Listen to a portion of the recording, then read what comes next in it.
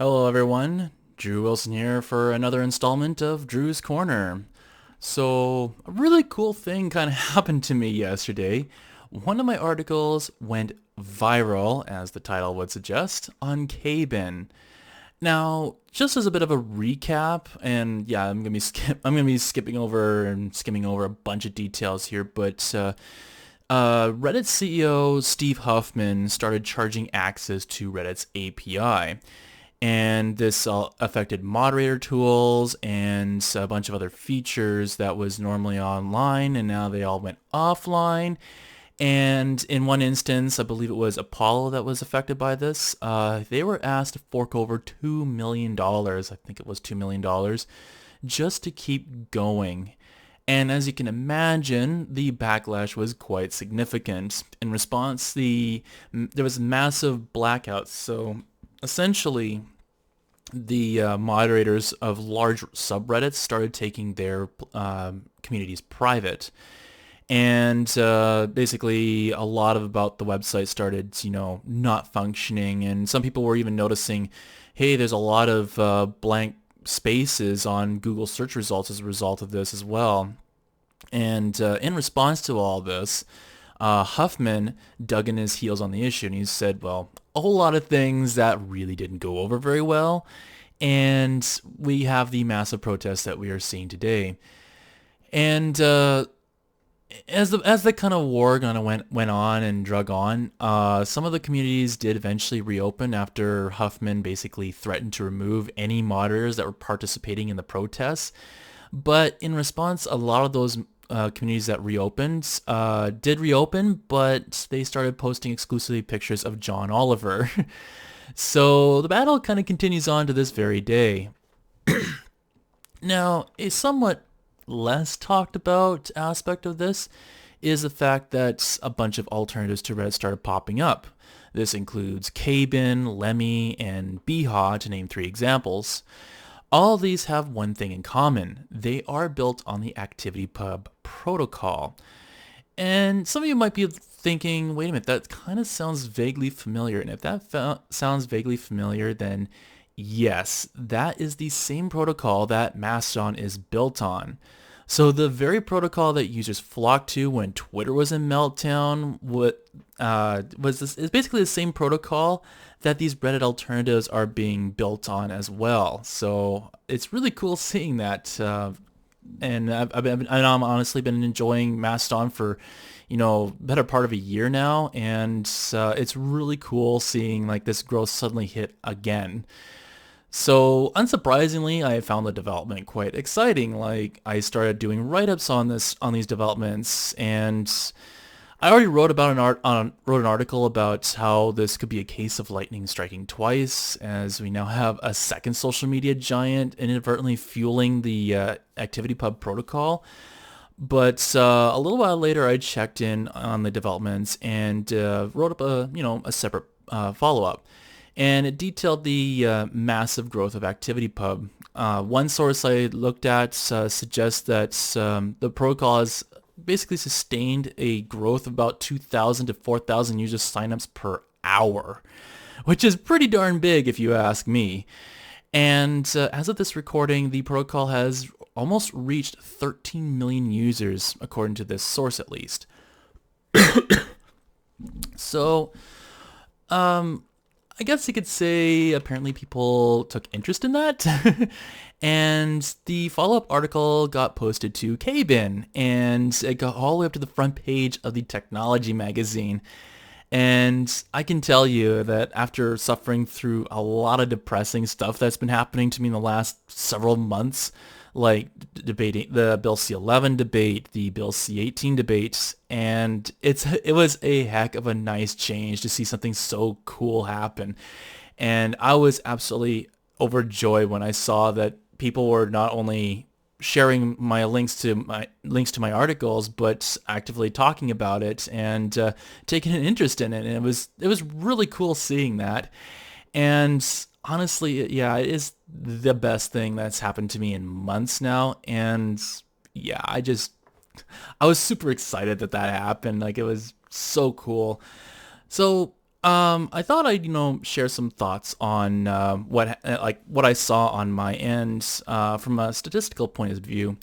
And in terms of overall traffic, the day I went viral saw my overall traffic nearly double for the day. And this is compared to like the average day that it's like there was this level, and then this day had this level of traffic. So that was really cool.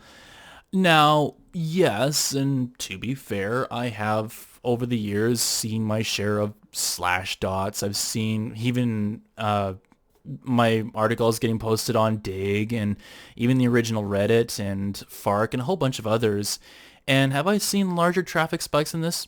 Yeah, to be fair, yes, I have seen those larger traffic spikes.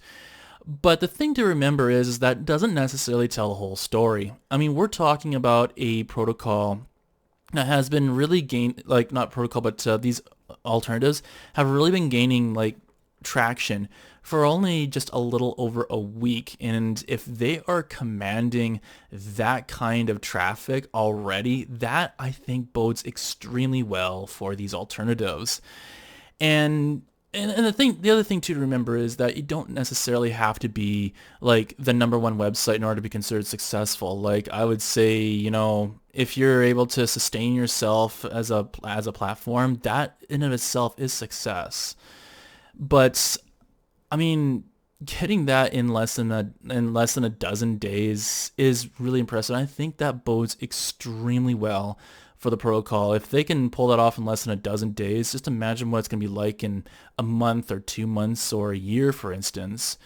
So, I mean, yeah, it's looking really cool that something this positive is happening. And another thing too is that, and this is a big selling feature, is the fact that a lot of these alternatives, they are ad free, they are tracker free, and they're decentralized. So there's a lot of the problems that have cropped up because of these centralized platforms like Twitter and Facebook.